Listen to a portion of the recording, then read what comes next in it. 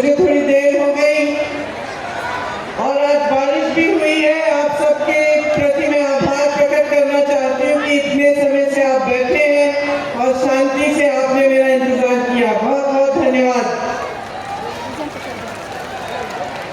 मंच पर उपस्थित सभी नेतागण, सभी पार्टी के पदाधिकारीगण, सभी भाइयों, सभी बहनों का इस सभा में बहुत बहुत स्वागत। मैं सबके नाम पढ़ाकर नहीं सुनाऊंगी क्योंकि आपने सारे नाम पढ़ लिए, तो मेरे ख्याल से उसको दोहराने की जरूरत नहीं है। देखिए, ये बिरसा मुंडा जी की धरती है, रघुनाथ महतो की धरती है, राजा जगन्नाथ भल की धरती है, सिंधु कानू की धरती है। ये क्रांतिकारी नेता थे। जब हमारी आजादी की लड़ाई शुरू भी नहीं हुई थी, उससे पहले ये अंग्रेजी साम्राज्य के खिलाफ लड़े और खड़े हुए। आपको गर्व होना चाहिए कि ये आपकी धरती है जिसने ऐसे नेताओं को पैदा किया जो सदियों पहले आपके लिए, आपके अधिकारों के लिए लड़े, इतने बड़े साम्राज्य से लड़े और जिन्होंने रास्ता दिखाया जो बाद में महात्मा गांधी, जवाहरलाल नेहरू, सरदार पटेल, सुभाष चंद्र बोस जी जैसे स्वतंत्रता सेनानियों ने पकड़ा। तो जो आधार है हमारी आजादी का, जहां हमारी राजनीति की नींव डली, वो यही थी कि अपने अधिकारों के लिए, अपनी आजादी के लिए डट के लड़ो, अपना हक मांगो, अपनी आवाज उठाओ। वो हमारी राजनीति की नींव थी और उस नींव पर ही हमारा लोकतंत्र बना। हमारा लोकतंत्र, हमारा संविधान हमारी रक्षा करता है। आपने बहुत मंचों पे सुना होगा कि तमाम नेता आते हैं, संविधान की बात करते हैं। कभी आपने सोचा होगा कि ठीक है, लेकिन इस संविधान का मेरे लिए क्या मतलब है, मेरे रोजमर्रा के जीवन में इस संविधान का क्या महत्व है। तो बात यह है कि यही संविधान आपको सारे अधिकार देता है। आपको वोट का अधिकार देता है, आवाज उठाने का अधिकार देता है, आंदोलन करने का अधिकार देता है, भोजन का अधिकार देता है, शिक्षा का अधिकार देता है, आरक्षण का अधिकार देता है, आपको बचाकर रखता है और इस लोकतंत्र को बचाकर रखता है। कल अगर लोकतंत्र ही नहीं बचेगा तो जब आपके लिए कोई संघर्ष या कोई संकट आपके जीवन में आता है, आप आवाज कैसे उठाओगे? जब आपको कुछ बदलाव चाहिए तो आप उस बदलाव को लाएंगे कैसे? आज बड़ी बड़ी समस्याएं हैं जनता के सामने। सबसे बड़ी समस्याएं महंगाई और बेरोजगारी। आप मेरे साथ सहमत है कि नहीं? क्या ये सबसे बड़ी समस्याएं हैं आज की, है कि नहीं? ये सबसे बड़ी समस्याएं हैं। आज बेरोजगारी चरम पर है। 45 सालों में इतनी बेरोजगारी नहीं रही। 70 करोड़ नौजवान इस देश में बेरोजगार हैं। और आज वो जमाना नहीं रहा बहनों और भाइयों कि हम बच्चों को बड़े करते थे, जैसे ही बड़े हो जाते थे मजदूरी में या खेती में लगा लेते थे। आज वो जमाना नहीं है। आज जो बेरोजगार नौजवान खड़ा है वो शिक्षित है, क्योंकि हर एक माँ बाप ने, हर एक परिवार ने, चाहे कितनी भी दूर दराज गांव का हो, चाहे कितने भी गरीब परिवार का हो, उन्होंने कोशिश की है कि अपना बच्चा शिक्षित बने, अपनी बेटी शिक्षित बने, ताकि अच्छा रोजगार मिले और भविष्य उज्जवल हो। ये सही बात है कि नहीं? मेरी बहनें बैठी हैं, आज आप चाहती हैं कि अपनी बच्चियां भी शिक्षित हो ताकि खड़ी बड़ी होकर अपने पैरों पे खड़ी हो पाए। आज वो नहीं है कि शिक्षित नहीं करते हम अपने बच्चों को। तो आज जितनी भी जनता, जितने भी नौजवान बेरोजगार हैं, तमाम शिक्षित हैं। किसी ने बीटेक किया है, किसी ने बीएससी किया है, किसी ने एमएससी किया है, लेकिन रोजगार नहीं मिला। ये बहुत बड़ी समस्या है हमारे देश के लिए, क्योंकि हमारे देश में, पूरे विश्व भर में हमारा ही एक देश है जिसमें सबसे ज्यादा नौजवान है। तो हमारी वर्कफोर्स भी बहुत मजबूत है। अगर इन सब नौजवानों को रोजगार मिलता तो हम मजबूती से चाइना जैसे देशों का मुकाबला कर पाते मैन्युफैक्चरिंग में और वर्कफोर्स में। आज वो परिस्थितियां नहीं है। तो ये एक सबसे बड़ी हमारी समस्या है। दूसरी सबसे बड़ी समस्या क्या है आज? महंगाई। मेरी बहनें बैठी हैं, हर चीज महंगी हो गई है। सरकार की नीतियों ने जीएसटी डाल कर आपकी कमर तोड़ दी है। आप आज दुकान जाती हैं, 5 चीजें खरीदने जाती हैं, उनमें से 2 खरीद के वापस आएंगी। आज बच्चों की फीस देनी पड़ती है, या कोई बीमार पड़ जाता है परिवार में, घबराहट होती है कि किस तरह से करेंगे।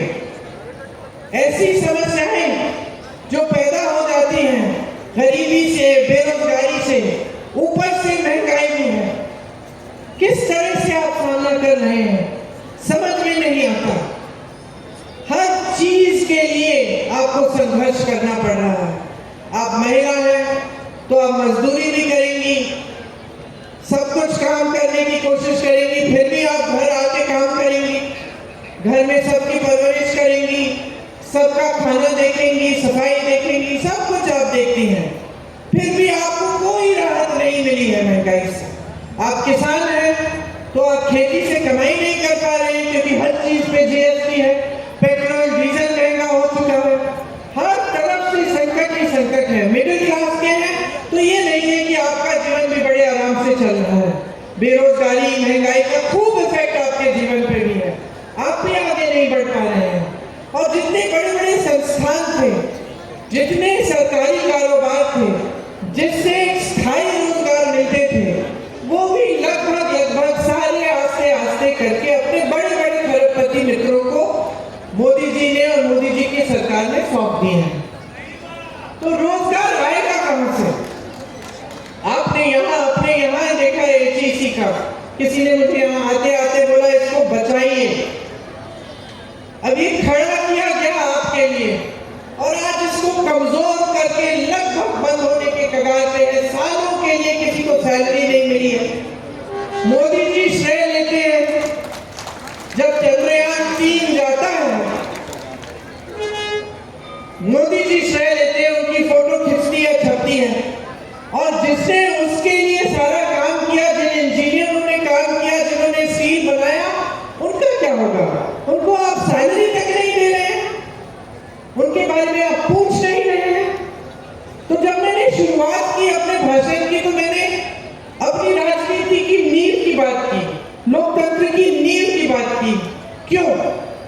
क्योंकि आज जो राजनीति देश में हावी है वो सच्ची राजनीति नहीं है बहनों और भाइयों, वो सिर्फ सत्ता लेने के लिए है। और जो राजनीति इस देश में सालों के लिए चल रही थी, जिनके आपने मिसाल देखे, पंडित जवाहरलाल नेहरू ने जो स्थापित किया आपके रांची में ही, जितने बड़े इंस्टीट्यूट, जितनी चीजें स्थापित की, ये क्यों की? इंदिरा गांधी ने अगर देश सेवा की, देश के लिए शहीद हुई, 33 गोली खाई, देश के लिए क्यों किया? राजीव गांधी शहीद हुए, क्यों हुए? और सिर्फ मैं अपने परिवार के बारे में नहीं कह रही हूँ, बहुत ऐसे नेता रहे। मनमोहन सिंह जी को देखिए, देश के लिए आजीवन समर्पित रहे, देश को कैसे आगे बढ़ाया, अर्थव्यवस्था को असली मायने से मजबूत किया। वो राजनीति आजकल नहीं चल रही है देश में। आजकल सिर्फ सत्ता को किस तरह से हासिल करना है, किस तरह से बटोर के रखना है। चाहे हमें जहां पे चुनाव जीतकर कोई और पार्टी जीत गई है और सरकार बन रही है, चाहे हमें उस सरकार को धनबल से तोड़ना हो, उसके विधायकों को खरीदना पड़े, 100-100 करोड़ देके खरीद लेते हैं, सरकार गिरा देते हैं, लोकतंत्र के बारे में सोचते ही नहीं। जनता ने किसको चुनाव सोचते ही नहीं, कुछ भी कर लेते हैं सत्ता के लिए।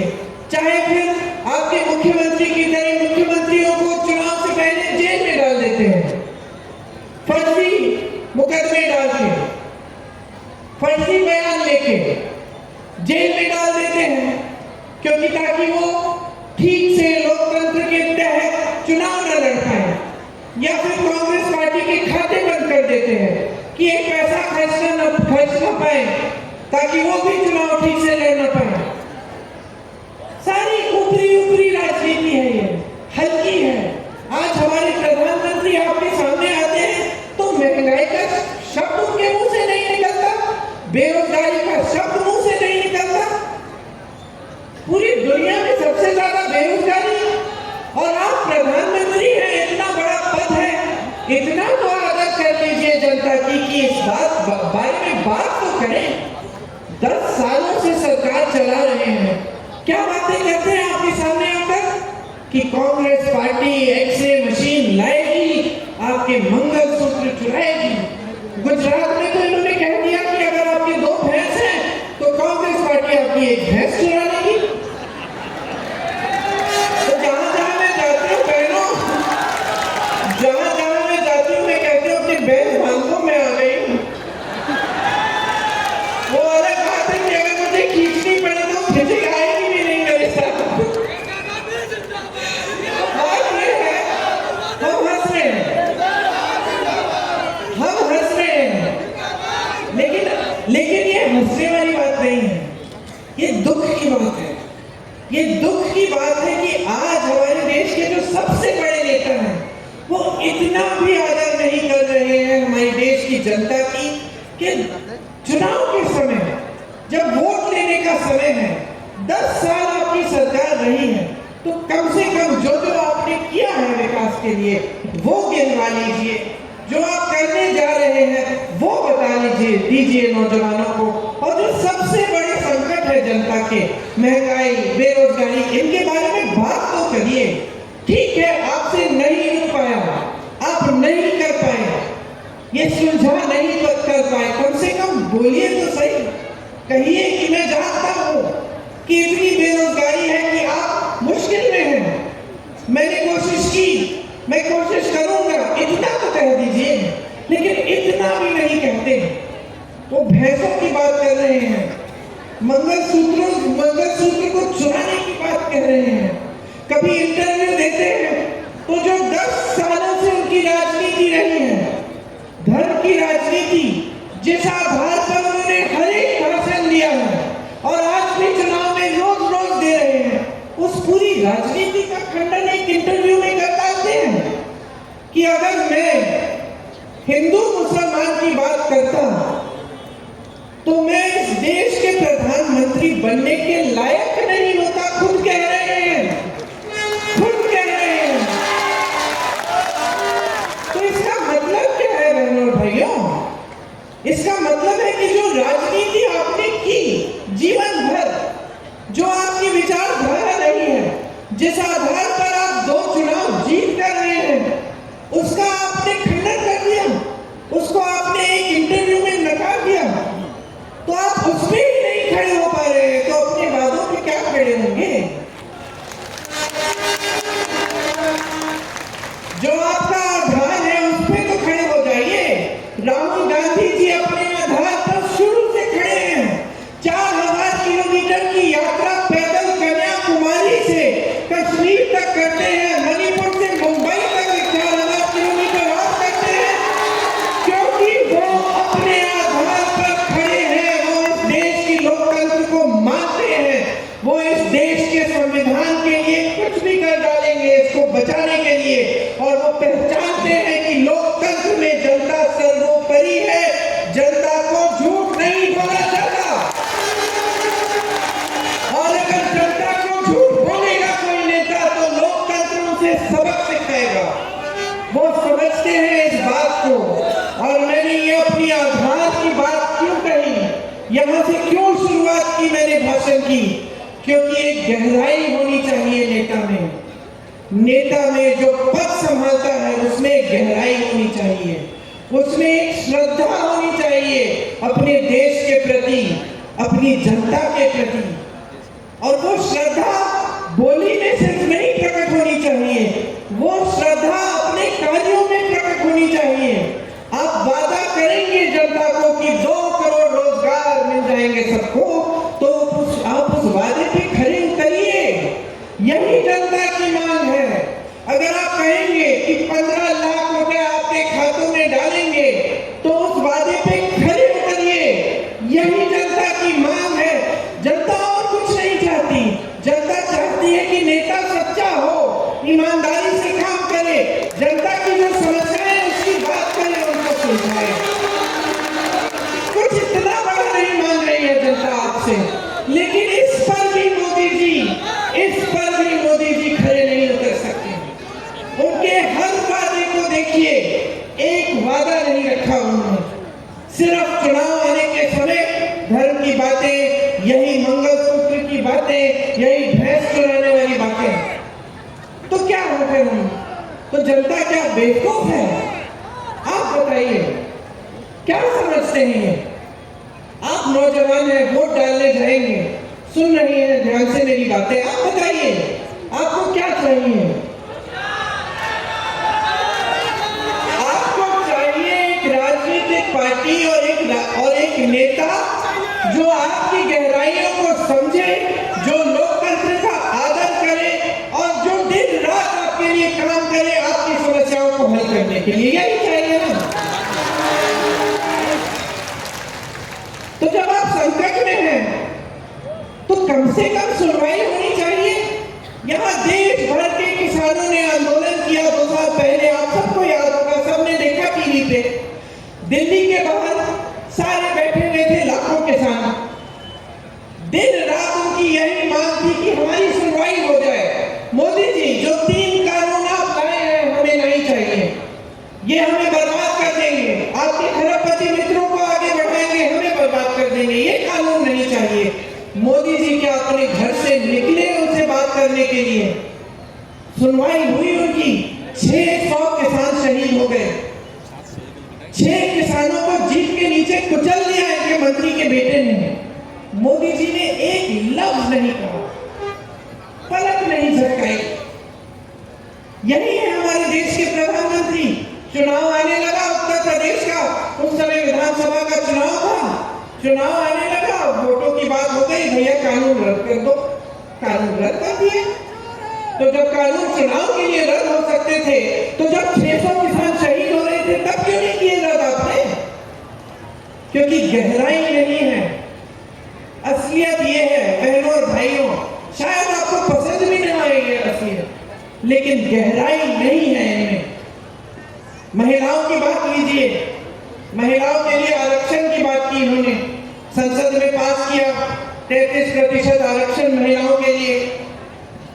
मोदी जी को माले लगाए दिए गए, वो बड़े बड़े मंचों पे गए, दुनिया भर की महिलाओं को बुलाया गया कि देखिए मोदी जी ने क्या किया है। बाद में पता चलता है कि ये आरक्षण 9-10 सालों के लिए लागू ही नहीं होंगे। तो फिर क्यों किया? ये सब ड्रामा, ये सब तमाशा, ये सब नाटक किस लिए? महिलाओं पर अत्याचार होता है। हाथरस में हुआ, मैं गई थी उस लड़की के घर, उसकी चिता जलाई गई, उसके माँ बाप देख भी नहीं पाए उसे। आप सोचिए, मेरी भी बच्ची है 20 साल की, आपकी बच्चियां होंगी, कि इस पर ये परिस्थिति आ गई है कि सरकार प्रशासन मदद कर रहा है अत्याचारियों की, और एक माँ अपनी बेटी की शक्ल भी ना देख पाए, चिता की जलने से पहले। उन्नाव में वही हुआ, एक लड़की को जला दिया गया। सरकार ने, प्रशासन ने किसका तरफ लिया? जिसने किया था उसके तरफ सारे खड़े थे। उस लड़की के परिवार के साथ क्या नहीं हुआ, मैं क्या बताऊं आपको।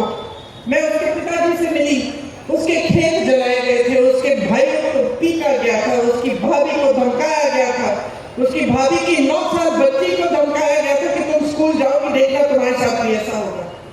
किसी ने कुछ बोला नहीं।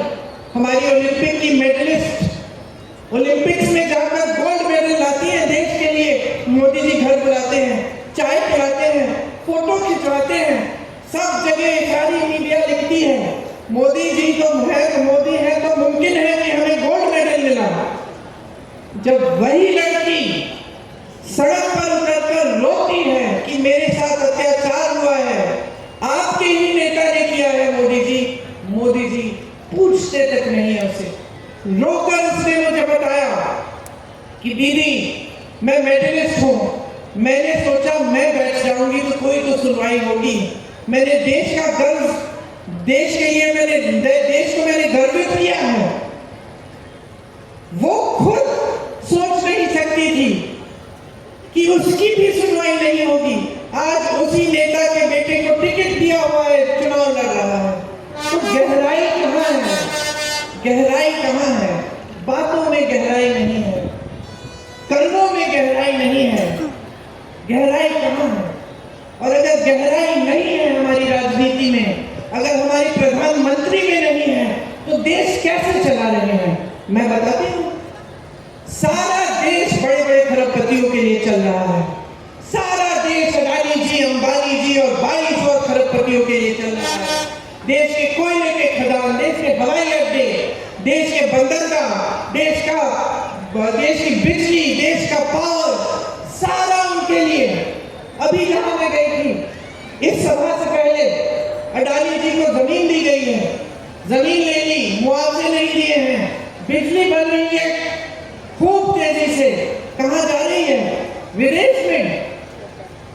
उस जगह के रहने वालों के पास न बिजली मिल रही है, न रोजगार मिल रहा है, न जमीन का मुआवजा मिल रहा है, और ये बार बार बार बार होते चला जा रहा है।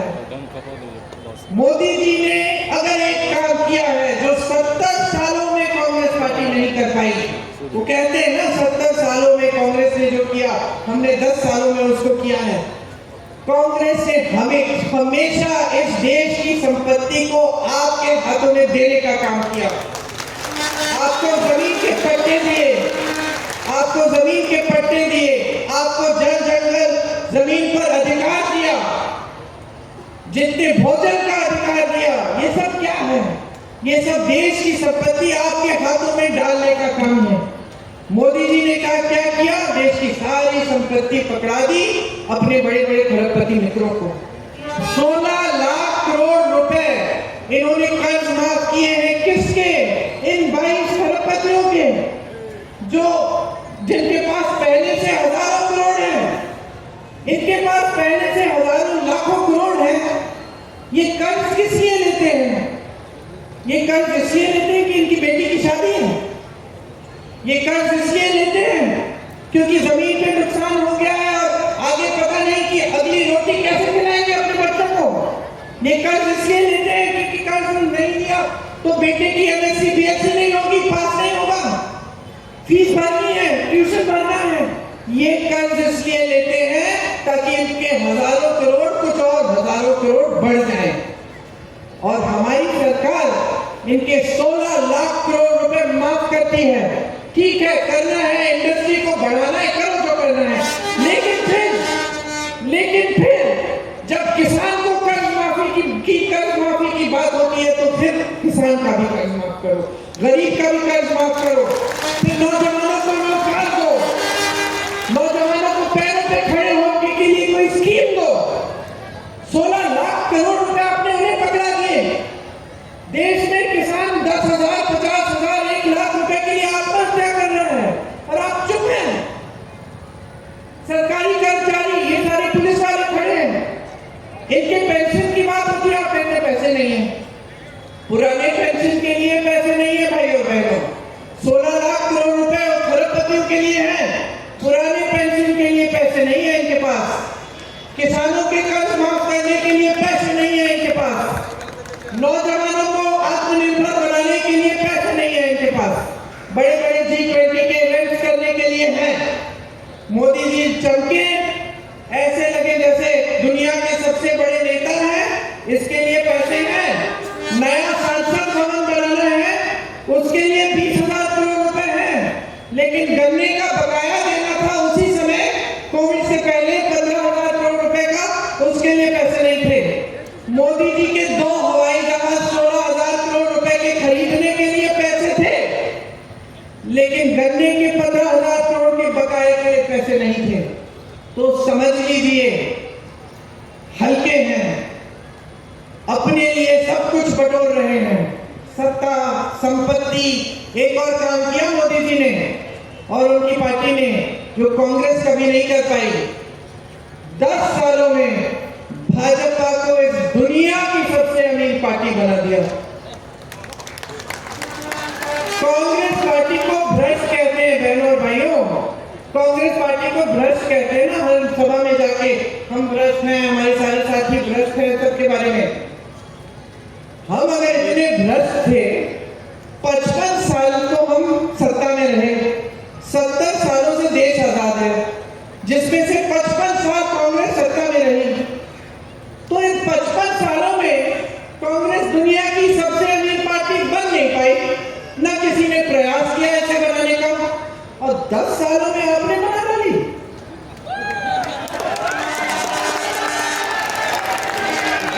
तो मैं आप सबसे पूछना चाहती हूं कि ये पैसे आए कहां से। एक रिपोर्ट आई है जिसमें स्पष्ट लिखा है इन्होंने 60,000 करोड़ रुपए खर्चे हैं सिर्फ अपने पार्टी पे। मुझे याद नहीं है कि कितने सालों में। ये पैसे कहां से आए? ये हमारे इतने ईमानदार नेता जो रोक के आपके सामने कहते हैं कि मैं भ्रष्टाचार के खिलाफ अकेले लड़ रहा हूं, इसीलिए ये सब मेरे पीछे पड़े हुए हैं।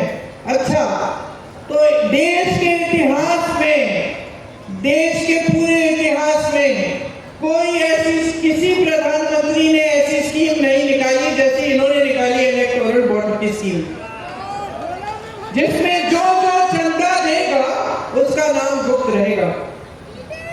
बहुत ईमानदार हैं।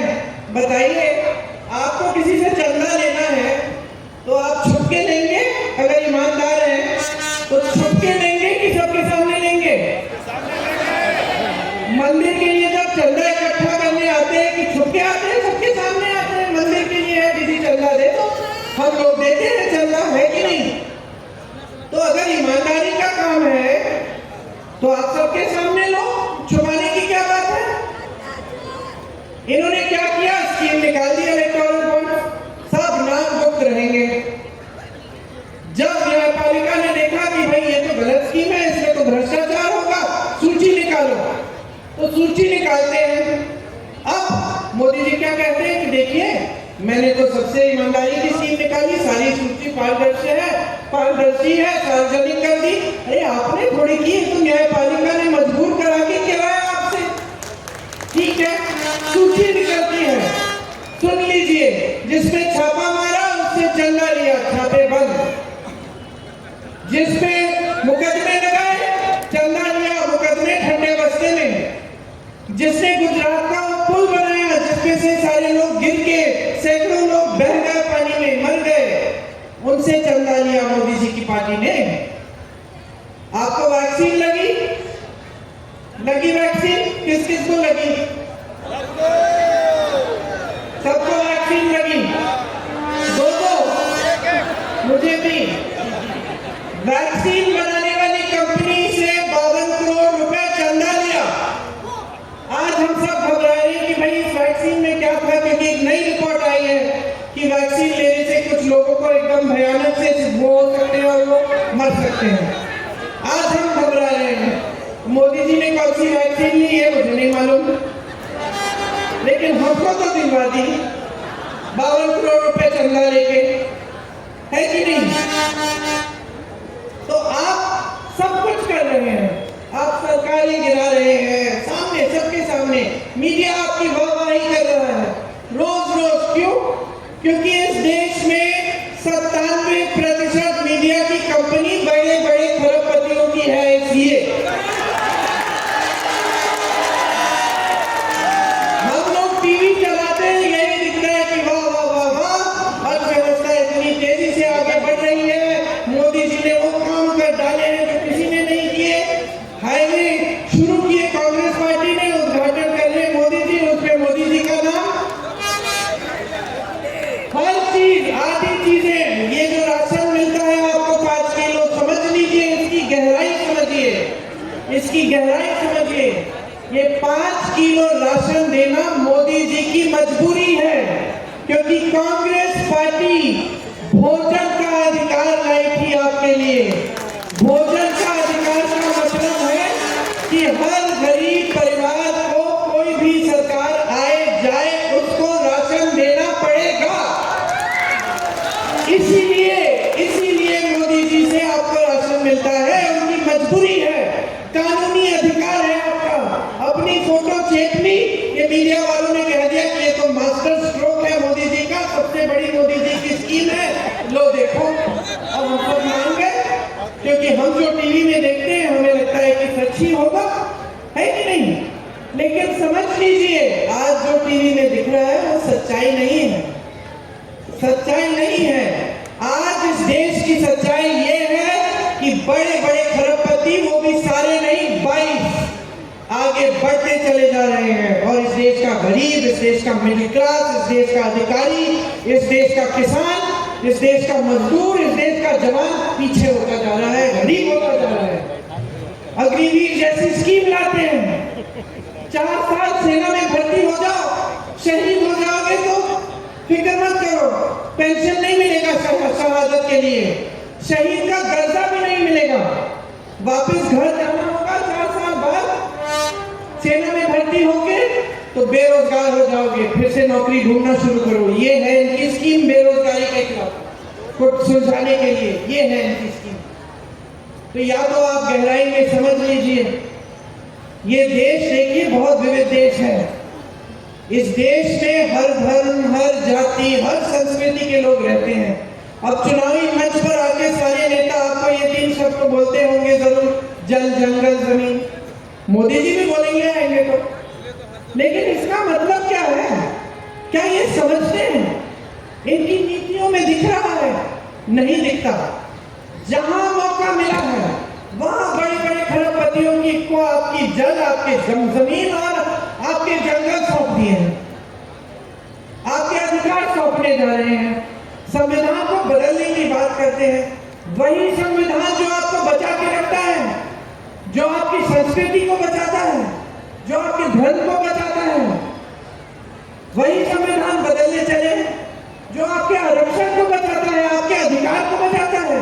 कल को आंदोलन भी नहीं कर सकोगे आप। मैंने खुद देखा है जहां इनके प्रदेश है, उत्तर प्रदेश में देखिए, महिलाओं ने एक आंदोलन किया, अध्यापक थी वो, आंदोलन किया कि हमारा वेतन बढ़ाओ, उनको पीटा गया, उनके रासू का कानून डाल के उनको जेल में डाल दिया कि देशद्रोही हो तुम। तो क्या ये चाहते हैं हम पूरे देश में? गहराई से जो इन चीजों को समझता है वो सिर्फ चुनाव के समय अपने मुंह से ही नहीं बोलता। अगर जल, जंगल, जमीन के प्रति आदर है, आपकी संस्कृति के प्रति आदर है, तो इंदिरा गांधी को देखिए, मैं उनकी पोती हूँ। मुझे रात को जब सुलाती थी तो मुझे समझाती थी, आदिवासियों की कहानियां बताती थी, बड़े बड़े आदिवासी नेताओं के बारे में बताती थी कि कैसे ये जो हमारा मूल समाज है वो आप ही से शुरू हुआ। इंदिरा गांधी जी को देखो, जिन्होंने आपको पट्टे दिए, जिन्होंने आपको अधिकार दिए, जिन्होंने संविधान में आपके अधिकारों को मजबूत करने का काम किया। तो जब नेता गहरा होता है तो सिर्फ मंच पर खड़े होकर बोलता नहीं है, वो गहरी नीतियां बनाता है आपकी भलाई के लिए, आपको आगे बढ़ाने के लिए।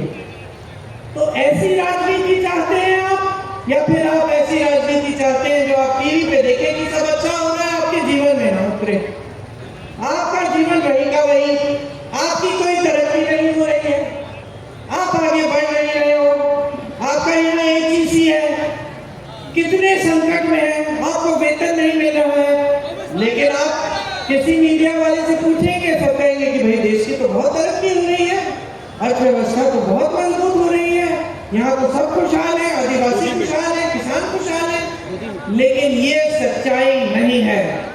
सच्चाई आप जी रहे हो तो जाग जाओ। आपकी जागरूकता ही इस लोकतंत्र को बचा सकती है, आपकी जागरूकता ही इस संविधान को बचा सकती है।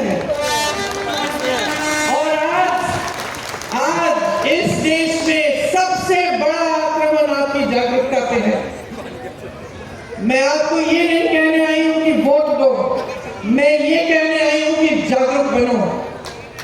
अगर आज मैं आपको कांग्रेस पार्टी की गारंटी गिना दूंगी, मैं बता दूंगी, और मैं आपको ये भी कह सकती हूँ कि कांग्रेस पार्टी ने क्या नहीं किया इस देश में।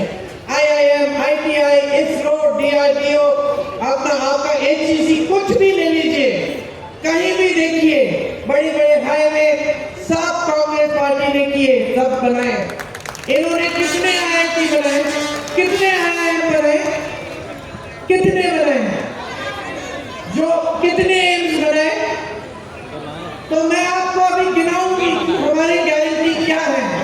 मैं आपको इसका प्रमाण भी देती हूँ कि ये हमारी गारंटी है और हमने इन प्रदेशों में इनको लागू किया है, ताकि आप देखें, जागरूक बने।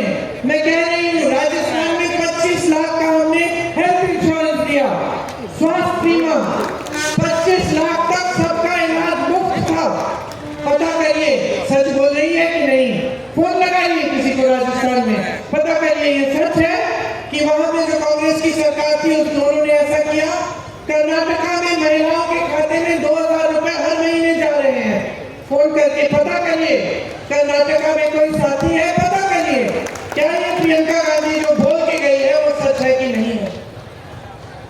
जब पता चलेगा कि हाँ ये वाकई सच है तो अपना वोट दीजिए। हमारी गारंटी ये है, सुन लीजिए, नौजवानों के लिए, जो स्नातक पास नौजवान हैं, उनके लिए जो पहली नौकरी है बड़े बड़े सरकारी कारोबारों में, वो मिलेगी। 1 लाख रुपए सालाना बनेंगे। आप अपना हुनर बनाओगे, हुनर बनाने के बाद पहली नौकरी मिलेगी, हुनर बनाओगे, उसके बाद स्थायी नौकरी मिलेगी। तो ये जो पहले साल की जो सालाना 1 लाख रुपए आप बनाओगे, उस पहली नौकरी का वो गारंटी है। दूसरा, आपकी आप जो लोन लेते हैं शिक्षा के लिए, सारे शिक्षा के लोन माफ करेंगे। पेपर लीक होते हैं, परेशान हैं आप इस समस्या से। पेपर लीक के लिए हम सख्त से सख्त कानून लाएंगे, ताकि कोई भी इसमें घोटाला करने की कोशिश करे या पेपर लीक करे, उस पर सख्त कार्रवाई होगी। मोदी जी के देश में, मोदी जी के भारत में 30 लाख पद खाली हैं आज, उनकी सरकार में रखे हैं। आप बेरोजगार हो, पद खाली पड़ा है आपके लिए, लेकिन दिया नहीं है आपको। ये है मोदी जी का विकास। हम कह रहे हैं कि ये 30 लाख पद हम भरेंगे जैसे ही हमारी सरकार बनेगी।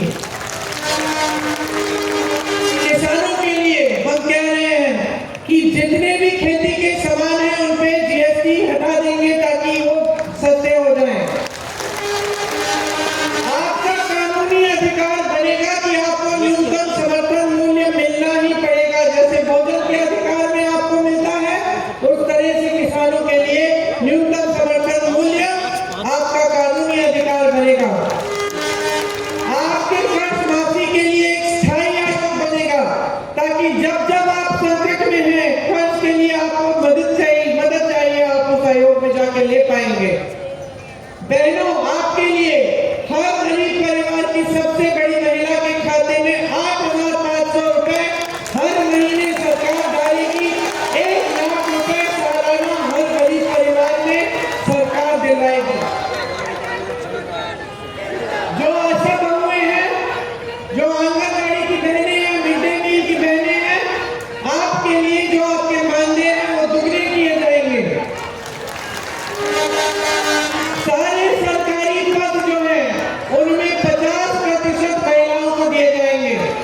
पहले के आरक्षणों के तहत हम आरक्षण का कैप हटा देंगे और हम जाति जनगणना करेंगे देश में, सिर्फ ये जानने के लिए कि कौन कितने लोग हैं और किस तरह से की सुविधाएं किसकी जरूरतें हैं।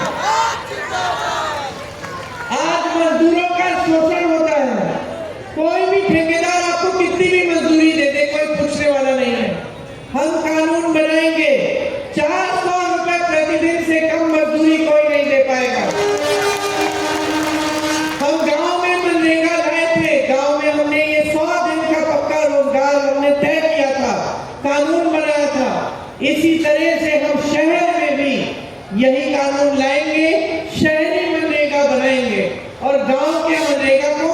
मजबूत करेंगे। आप देख सकते हैं कि जहां जहां हमारी प्रदेश की सरकार है वहां वहां हम काम करके आज के दिन भी दिखा रहे हैं। जैसे मैंने कहा, कर्नाटका तेलंगाना में महिलाओं के खातों में आज भी पैसे मिल रहे हैं। मैंने कहा राजस्थान में 25 लाख की हेल्थ इंश्योरेंस मतलब स्वास्थ्य बीमा हम दे रहे थे। तो हम प्रमाण दे रहे हैं कि हम काम कर रहे हैं। देखिए, तभी अपना वोट डालिए। हम आपके लिए, इस देश के लिए एक ऐसी राजनीति वापस लाना चाहते हैं जो आपके प्रति जवाबदेह हो। तानाशाही से किसी का भला नहीं होता। आपको कल आंदोलन करना है, आवाज उठानी है, सवाल उठाना है, वो स्वतंत्रता आपको लोकतंत्र और संविधान ने दी है। हम बिल्कुल किसी को नहीं रोकेंगे, कभी नहीं रोका है कांग्रेस पार्टी ने। आपने हमेशा जो भी आपके विचार हैं उनको व्यक्त किया, जो भी आपको मांगना था आपने मांगा खुल के। यही संविधान की खासियत है। नहीं तो आज हम हमारे देश में और जो आसपास के देश हैं उनमें फर्क क्या होता। पाकिस्तान को देखिए, अन्य देशों को देखिए, वो यहाँ तक आ ही नहीं पाए जहां भारत आया। और भारत क्यों आया इतनी दूर, इतना मजबूत क्यों बना? क्योंकि हमारे देश में लोकतंत्र स्थापित है। क्योंकि इस देश में हर धर्म के, हर जाति के, हर संस्कृति के, हर अलग अलग भाषाओं बोलने वाले लोग खुशी से रहते हैं। अगर हमारा लोकतंत्र नहीं होता, यहाँ तानाशाही होती, तो हम भी उनकी तरह बहुत पहले खत्म हो जाते, कमजोर हो जाते। आज यही हमारे देश की खासियत है और यही हमारे देश की सबसे बड़ी शक्ति है।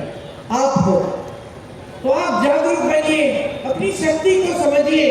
ये जो वोट देने जा रहे हैं, इंडिया गठबंधन को दीजिए। हम सब इकट्ठे क्यों लड़ रहे हैं? हम इकट्ठे इसलिए लड़ रहे हैं क्योंकि हमें दिख रहा है कि हमारा लोकतंत्र, हमारा संविधान खतरे में है। इसलिए अनेक पार्टियां इकट्ठी हुई हैं अपने देश को बचाने के लिए, अपने लोकतंत्र को बचाने के लिए। तो आप भी जागरूक हो जाइए, इंडिया गठबंधन को जिताइए, कांग्रेस पार्टी के प्रत्याशी को जिताइए, क्योंकि अंत में ये देश आपका है। ये जिम्मेदारी आपकी बनती है। हम नेता कितना भी चीखे चिल्लाएं, लेकिन अंत में ये देश आपका है। आपके पूर्वजों ने इस देश की आजादी के लिए अपना खून बहाया है। हमारे पूर्वजों ने बहाया है, आप जानते हैं। तो ये देश आपका है, इसको संभालना आपका काम है, आपकी जिम्मेदारी है। बाकी हम आपके लिए दिन रात समर्पित हैं। हम इस देश के लिए, इस देश के संविधान को बचाने के लिए समर्पित हैं। आज नहीं आने देंगे, चाहे मोदी जी हो चाहे कोई भी आए, लेकिन हम इस देश के संविधान पर आज नहीं आने देंगे। इस देश को हम दुर्बल नहीं होने देंगे। यही सब बातें आपसे कहनी थी। आपने बहुत ध्यान से सुनी। मैं आपकी बहुत बहुत आभारी हूँ। मुझे बहुत खुशी है कि हमारी जो प्रत्याशी है एक महिला है और 27 साल की है और नौजवान महिला है। और ये देख के मुझे हमेशा गर्व होता है जब मेरी एक बहन खड़ी हो जाती है और संविधान के लिए लड़ रही है, देश के लिए लड़ रही है। बहुत बहुत धन्यवाद। जय हिंद।